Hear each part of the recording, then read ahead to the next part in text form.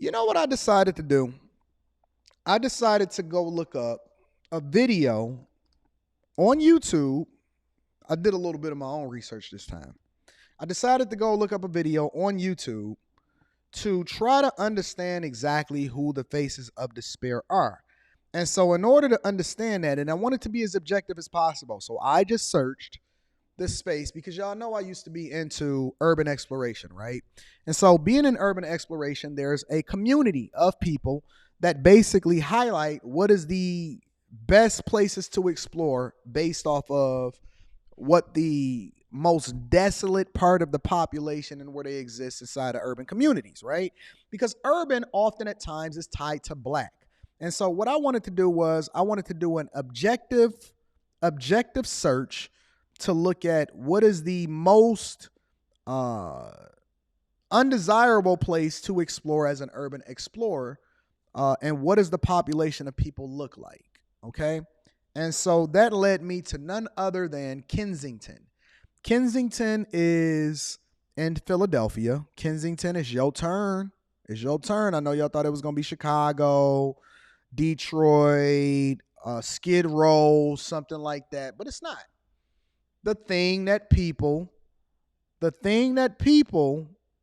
absolutely positively are obsessed with as far as urban exploration, as far as the worst thing that you can see, homeless populations and all, just so happen to be in Kensington.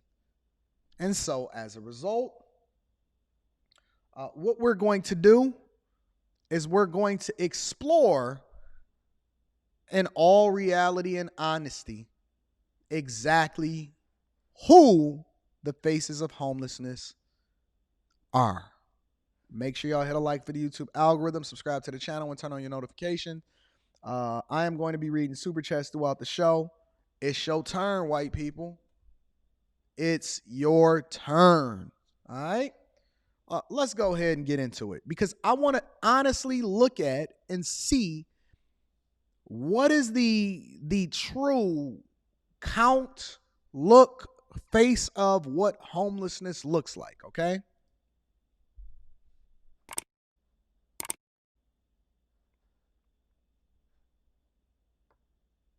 Well, what do you know? When we first start the video and we get into it, what we see is all white people. Overwhelmingly white people. If you go to any of these places, including Los Angeles on Skid Row, I've walked there. There's a video of it on my other channel. I've kicked it with people. I've helped people. One of my biggest things that I've done in my life is a homelessness project. I know what the face of homelessness looks like, and overwhelmingly it is, in most places, white people.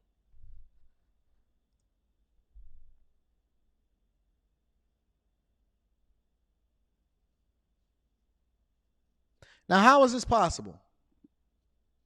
How is this possible? How is it possible that the overwhelming majority of people within an urban environment and community just so happens to be people that are overwhelmingly, now that doesn't mean that you're going to completely absolve yourself, that there's not going to be any black people or anything like that, but overwhelmingly, how is it possible that the people that are strung out on fentanyl, meth, on what is quite possibly described as the worst street in the United States of America, how is it possible, considering that they dumped drugs? And overwhelmingly, and I'm going to keep using that word overwhelmingly because I want you to really understand what it is that we're talking about. How is it possible that they dump drugs in all of the black communities, but overwhelmingly is white people that's standing on the side of the road that look like a zombie apocalypse?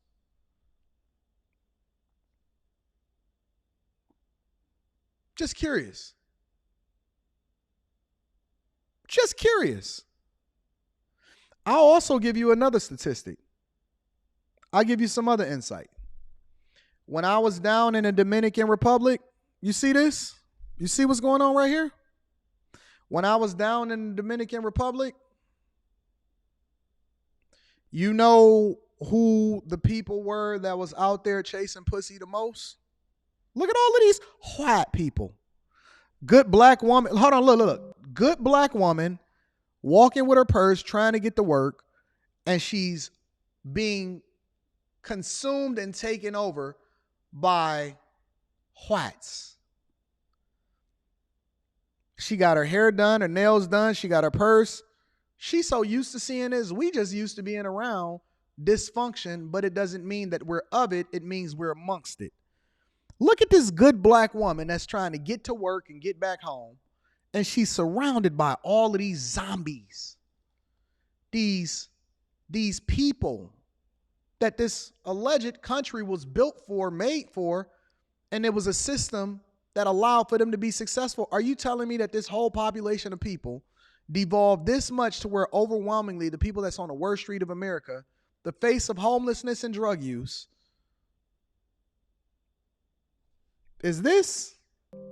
Say it ain't so. It is no longer a matter of survival, but of destruction. To get to the bottom of their drug use behaviors, education combined with cognitive therapy is required. I might have to mute this because of the music. Look at what is going on with all of these white people out here. What is going on with all of these white people with tattoos on? This can't be life. This cannot be life over here in Kensington. No way that this is life. I'm not going for it. I'm not believing it. No way that I see this woman that could have very much been Britney Spears. More whites? What the fuck is that walking down the street, y'all? What is walking down the street?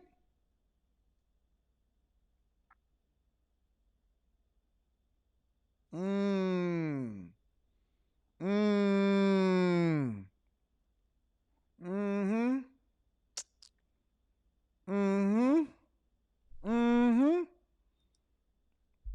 Look, I think that we've made our point here.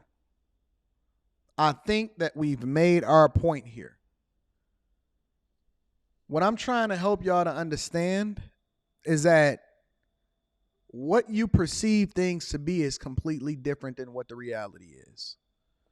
The reality is you are not what you are taught to believe by other people that look like you. I'm going to let this play while I go on my little rant right here. You are not what you perceive things to be based off of the things that they're teaching you in society. Your friends, your family, your racist black auntie and single baby mamas is trying to convince y'all that you are at the bottom of the barrel, and it's not true. You are not your circumstance. You are not your environment. The face of homelessness and social services is not us. It's not us. And when you realize that the thing that you can be is much greater than what your circumstance is, you then unlock your potential.